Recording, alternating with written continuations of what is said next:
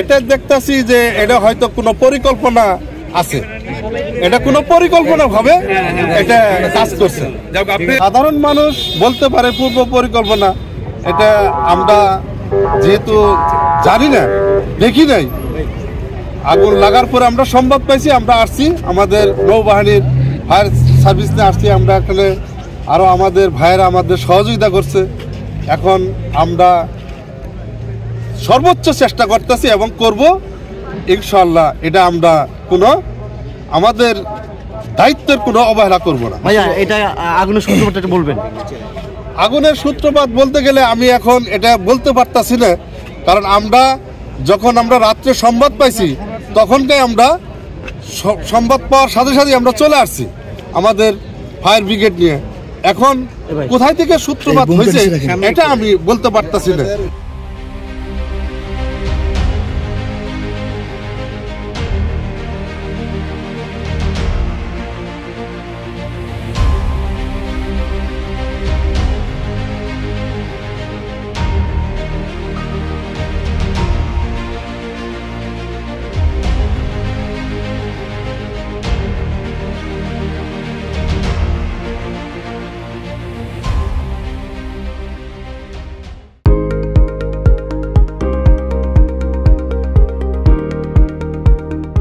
আমরা তো দেখতেছি বিভিন্ন জায়গায় আগুন লাগছে, একসাথে এত জায়গায় আগুন কিভাবে লাগা হলো? এটা মানে ওই কোণায় লাগছে একবার, আবার লাগছে মাঝখানে, আবার ওই কোণারে। এটা আসলে আপনি কিভাবে দেখছেন? এটা আমরা দেখি নাই, আমার স্বচক্ষে আমি দেখি নাই।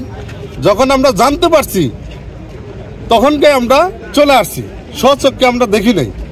আসা আমরা অনেক চেষ্টা করছি, আমাদের অনেক ফায়ার ব্রিগেডের লোক আহত হয়েছে।